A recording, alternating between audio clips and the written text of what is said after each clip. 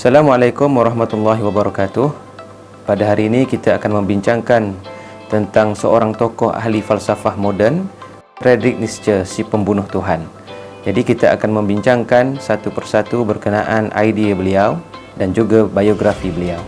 Nietzsche merupakan seorang tokoh falsafah Jerman yang dilahirkan pada 15 Oktober 1844 di Prokan, Rusia. Beliau telah mula mendapat pendidikan awal di Profta, Jerman, Rusia. Kemudian Nietzsche menyambung pengajiannya di University Bonn. Kemudian Nietzsche menyambung pengajiannya di University Leipzig.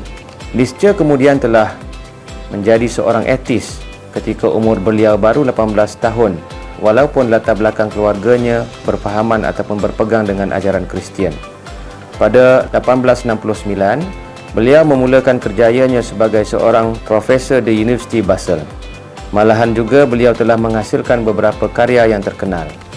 Antara karya yang terkenal tersebut ialah The Birth of Tragedy yang dihasilkan pada 1872.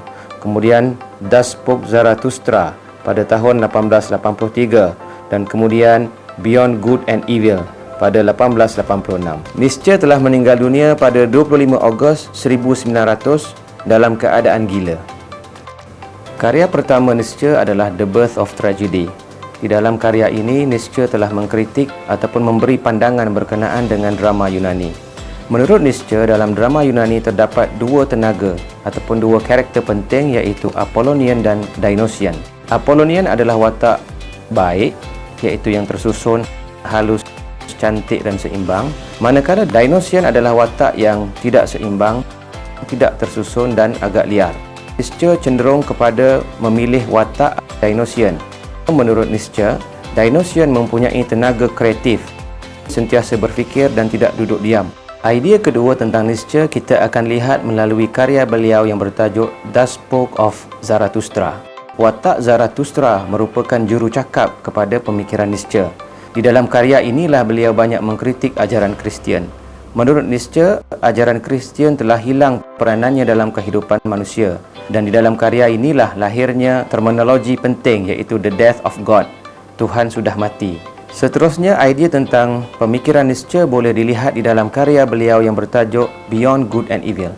Di dalam karya ini, Nietzsche telah mengkritik kemoralan hamba. Kemoralan hamba bermaksud bahawa manusia melakukan sesuatu tindakan berdasarkan kepada apa yang telah ditentukan. Oleh yang demikian, Nietzsche mengajak semua orang supaya mempunyai kuasa yang dipanggil the will to power.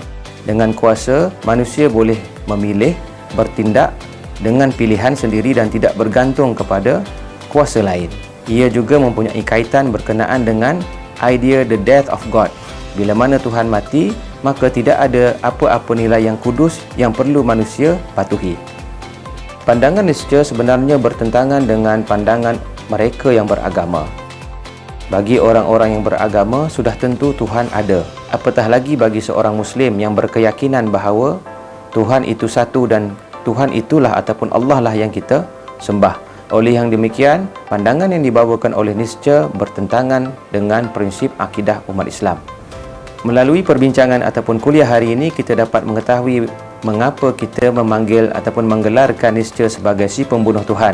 Kerana beliau lantang membawa idea the death of God ataupun idea tentang kematian Tuhan. Namun yang demikian, Nietzsche telah mati, namun Tuhan masih lagi wujud kekal dan abadi. Wassalamualaikum warahmatullahi wabarakatuh.